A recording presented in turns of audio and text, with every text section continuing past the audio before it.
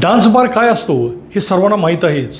बारमध्ये दारू पिताना समोरील तोकड्या कपड्यांमधील बारबाला नाचताना नशेची मस्ती इतकी चढते की खिशातील लाखो रुपये कधी संपले याचे भानही राहत नाही।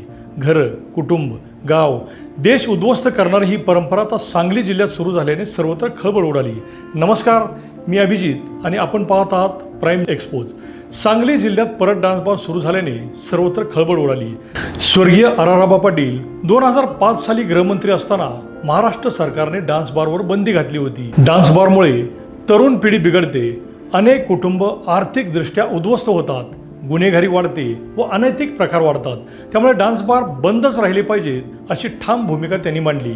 मध्यंतरी विट्यासह ईश्वरपूरमध्येही संगीत बारी सुरू झाली होती, तीही बंद झाली। मात्र डान्स बारचे शौकीन मुंबईला जाऊन हाऊस पुरी करू लागले।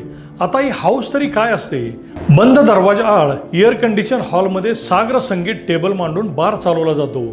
टेबलवरील दारू पित असताना समोर अत्यंत कमी कपड्यात बारबाला संगीताच्या तालावर नाचत असतात आणि दारूच्या नशेमध्ये बेधुंद झालेली गिराईक खिशातील पैशांचे बंडल उडवत मदहोश होऊन बारबालांसोबत नाचत असतात। अगदी रात्र अनेक जण खिशातील पैसा संपेपर्यंत टेबल सोडत नाही। अनेक तरुण की जे भविष्याची, कुटुंबाची स्वप्न पाहत असतात, तीही त्या बारमध्ये जाऊन महिन्याला लाखो रुपये उडवतात।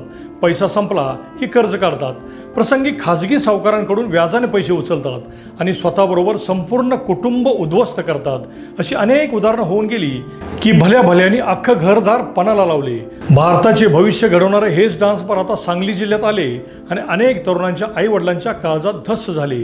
विजयनगर रोडवरील राही पॅलेसमध्ये सुरू असणारा डान्स बार नेमका कुणाच्या आशीर्वादाने सुरू झाला हे पाहणे महत्त्वाचे ठरणार आहे। या बारमधील मॅनेजर कोरे यांनी कोल्हापूर जिल्ह्यातील काही एजंटांच्या माध्यमातून बारबाला आणल्या होत्या। त्यांचा बारमध्ये अश्लील डान्स सुरू असल्याची माहिती मिळताच आज पोलिसांनी छापा टाकला। त्यावेळी दारूच्या नशेत 5 बारबाला अत्यंत तोकड्या कपड्यात नाचत होत्या। तो डान्स बार उद्ध्वस्त केल्यावर इतर ठिकाणी जिल्ह्यात कुठे डान्स बार सुरू आहे का याची माहिती पोलीस घेत आहेत। म्हैसा नरवाड येथील डान्स बार हाय प्रोफाईल होता। या डान्स बारमध्ये ग्राहकांकडून तासाला 4,000 रुपये एंट्री फी घेतली जात होती। तसेच ग्राहकांना बारबालांकडून हाय प्रोफाईल सेवाही दिली जात होती।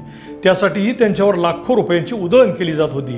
आता विषय हा महत्त्वाचा आहे की त्या भागातील काही पोलीस अंमलदारांना याची माहिती असतानाही त्यांनी वरिष्ठांना ही गोष्ट का सांगितली नाही, त्यांनाही मालामाल केल्याची चर्चा होत आहे। एकूणच मिरज पोलीस उपाधीक्षक प्रवीण गिल्डा यांच्या पथकाने छापा टाकून कारवाई केल्याने अनेक पोलीस अंमलदार ही चौकशीच्या चक्रात अडकणार आहेत। तुम्हाला याबद्दल काय वाटते ते बिनधास्त कमेंट करून सांगा आणि प्राईम एक्सपोज चॅनलला सबस्क्राईब करा। धन्यवाद।